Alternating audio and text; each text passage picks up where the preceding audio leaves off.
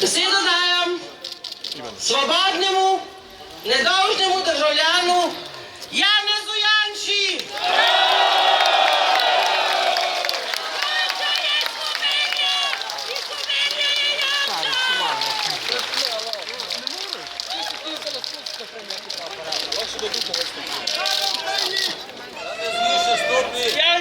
Hvala lepa, dragi prijatelji. Hvala lepa ne samo zato, ker ste danes tukaj, ko slavimo zmago, ampak predvsem hvala lepa, ker ste sem prihajali tudi takrat, ko je bitka še trajala.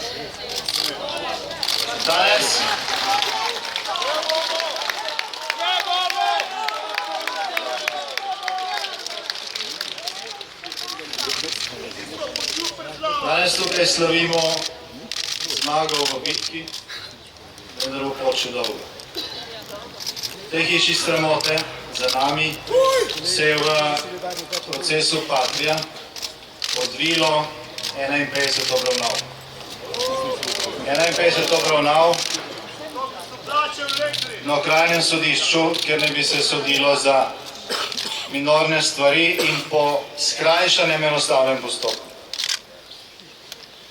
Iz teh obravnav pravzaprav niste mogli izvedeti veliko. Ko je pred 27 leti potekal proces na Roški pred vojaškim sodiščem, je bil tisto zaprt proces. Brez navzočnosti javnosti, brez novinarjev, v tajnosti. Ampak po vsakem sojenju je slovenska javnost o tem, kar se je dogajalo v sodni dvorani na Roški, izvedela več, kot pa o tem, kar se je dogajalo na odprtem procesu Patria tukaj, v tej stavbi za mano.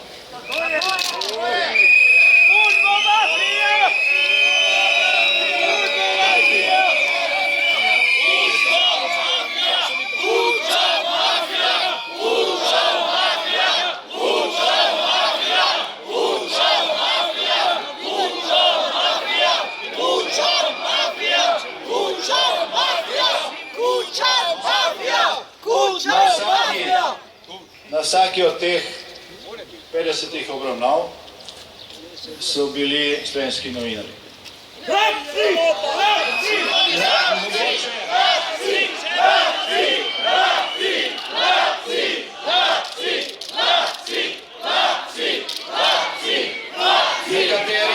Nekateri so poročali korektno, vendar je bilo to objavljeno v nizkonakladnih medijih. Mogoče so korektno poročali tudi ostali, vendar njihovi šefi tega niso objavljali. Zvečer ste lahko na televizijah videli samo, kdo je manjkal, kdo ni manjkal, obtožbe, da obramba zavlačuje, čeprav zaradi obrambe ni bila preložena niti ena sama obravnava. In potem mogoče še en stavek iz izjave, ki jo obravnava pred sodiščem. Niti iz ene same obravnave slovenska javnost preko slovenskih televizij ni bila seznanjena z vsebino. Če je bila slovenska javnost seznanjena z tem, kako je tožilec Karlin zbral obtožnico in kako jo je utemeljeval, bi naslednji dan sodba padla, tožilec pa bi odšel iz službe, kjer bi celotna slovenska javnost videla, da gre za farso. Vendar tega ni videla. Zaradi tega je predpogoj za to, da se stanje tudi v slovenskem sodstvu spremeni, to, da tukaj prije do reform in da bo ljudstvo vedelo, kako tisti, ki sodijo v njegovem imenu, dejansko sodijo. Krivo sodje! Vas medičke!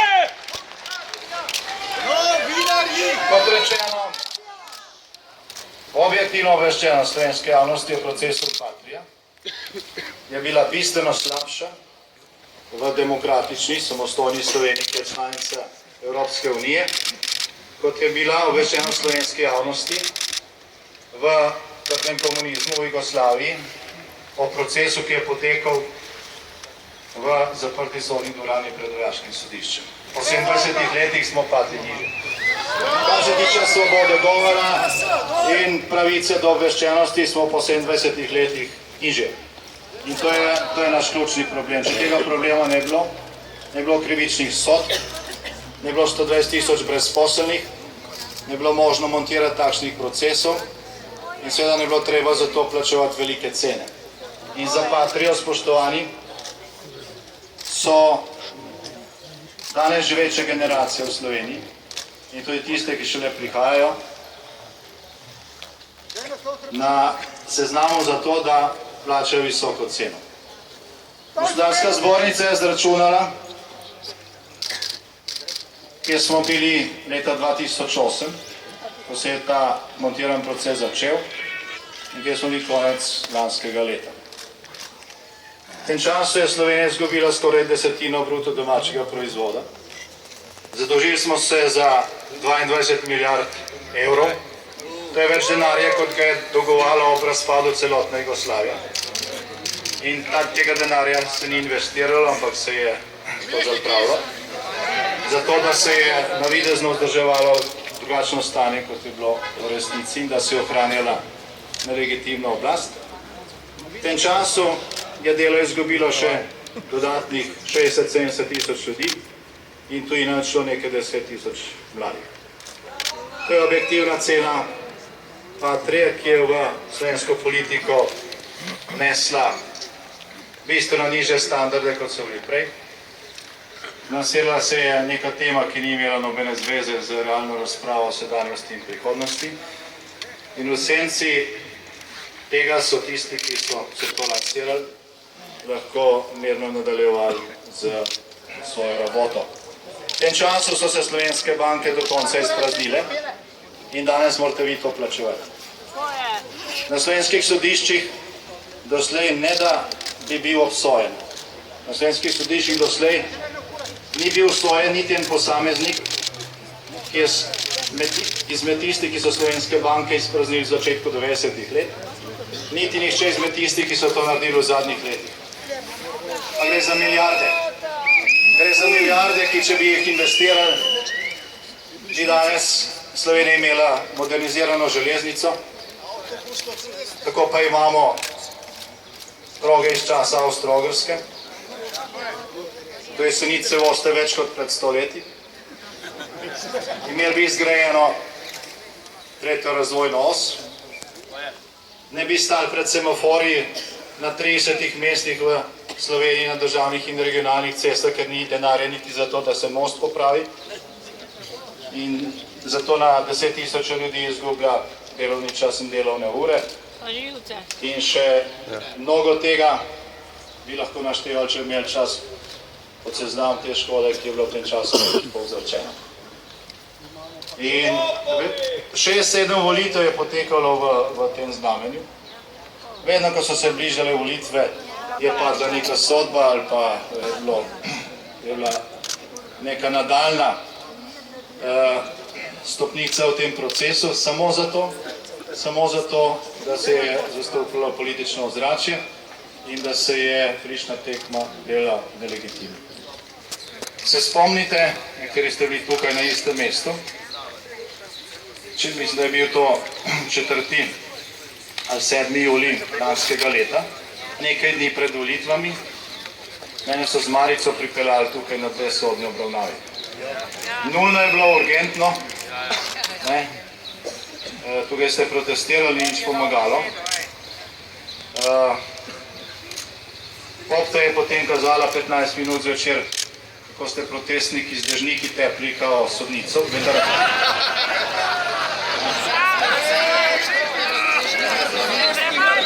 niso znali povedati, niso znali pokazati nobene slike incidenta, niso znali povedati niti imena žrtve, ne zločinke ali zločinca, ampak je bila to glavna tema in vsi sodni vrhovi so to obsodili. No, ampak pogledajte, to se je zgodilo, ker je bilo to nujno in urgentno in volitve, to ni bilo važno, nekaj dni pred volitvami, zato da se je vplivalo na razmišljanje in ravnanje volivcev, ampak na tisti obravnavi ni bilo nič končano. To je bilo julija lanskega leta. Takrat niti ena obravnava obeh postopkih še ni bila razpisana. To je minilo že skoraj 1 leto. Niti ena obravnava ni šla naprej. Vse čaka in stoji naenkrat in čeč urgentno, ker ni nobenih volitev pred nami. Naprej, kar se tiče tega, kar se je dogajalo v tem postopku in tistih, ki so bili pač peljani usporedno, ko gre za sodni proces Patria, je ta proces dejansko razgalil, bom rekel, sobedo tega, kar se dogaja v instituciji, ki je ta stavba simbolizira. Vendar, in tukaj sem jaz, moja družina, soobsojeni, stranka, ki jo vodim, pa tudi Slovenija, slovenska država, slovenski davkoplačevalci trpeli veliko škodo, ki je nepovratna. Vendar, to ni edini primer. Glejte, tukaj ste brali podatke o stotinah sodb in več kot 1000 sodnikih, ki so v drugih primerih kršili človekove pravice in ustavo. In je to ugotovilo Slovensko ustavno sodišče ali pa Evropsko sodišče za človekove pravice. Torej ne gre samo za nek eksces. Gre za gnilo sistema, ki namesto pravice producira krivico. V slovenskih zaporih zvečer boste gledali na televiziji žalostne posnetke ljudi, ki so iskali boljše življenje, pa se je čoln potopil in so potem njihovo življenje ogroženo ali so pa dejansko jih izgubili. Cela Evropa se s tem ukvarja in Slovenija je polno simpatij za te ljudi in to je prav. Ampak, gledajte,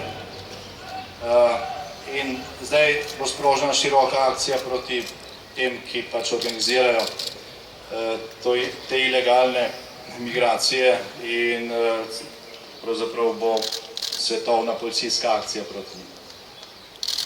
Skratka, gre za, v ozadju so kriminalne združbe. Ampak, gledajte, tudi v slovenskih zaporih trpijo ljudje, ki so stari več kot 80 let, ki so resno bolni, ki so bili obsojeni v sumljivih okoliščinah. Pa nobenih simpatij do tega, nobenega sočutja. Kljub pozivom minister Klemenčič zavrača nek akt milosti ali pa nek predlog, ki ga je tako moral potem podeliti predsednik države. Neka trdna zakrknjenost režima, na drugi strani pa polno krokodilnih solz za nesrečo, ki je daleč. Doma jo pa ne vidimo. Še mnogo podobnih primerov je. V slovenskih zaporih je ogromno ljudi, revežev, ki si ne morejo privoščiti dragih stroškov, ne samo za obrambo, ampak za sodne takse, ki so ogromne. Srečal sem človeka, ki že 2 leti zbira na vseh koncih denar za to, da bi se lahko pritožil na Evropsko sodišče. Zdaj ne vem, ali je kriv ali ni, on je prepričan, da je nedolžen, ima pravico, da to tudi dokazuje, vendar ne more, ker so pač takse visoke in ker tiste inštitucije, ki morajo tukaj sodelovati, pa tista politika, ki ima polno usta besed o brezplačni pravni pomoči, ko gre za konkretne primere, ne naredi popolnoma nič. Ker pač ne gre za njihove, tako imenovane naše, to ti ljudje nisem suredni, so pač potem druga razreda. Torej, dovolite mi, da v to temo, ki se nanaša zgolj na sodstvo in tukaj so zahteve, ki ste jih brali v zadnjih mesecih po reformah, več kot upravičene in imajo vse našo podporo.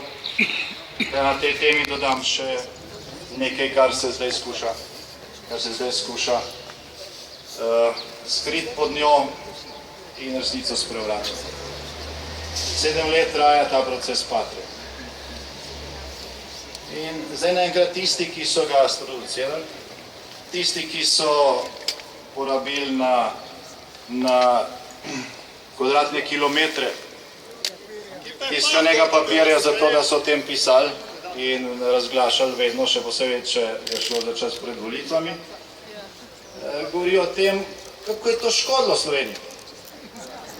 In kako je to škodilo tudi to, ker sem se moral jaz pa moja stranka ukvarjati samo s Patrijo. Prvi stran so lansirali, potem so pa nas, ki smo se morali braniti, zdaj začeli obtoževati, da smo pravzaprav mi krivi za posledice. To je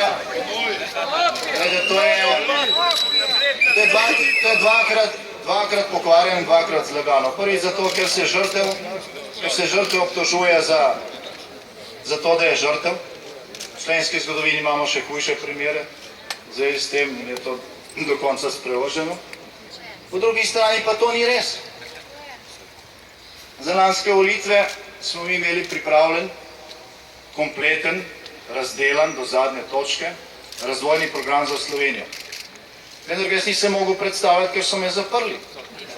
Zdaj pa pravijo, da ga nismo predstavljali. In da smo se ukvarjali samo s Patrijo. Lanske volitve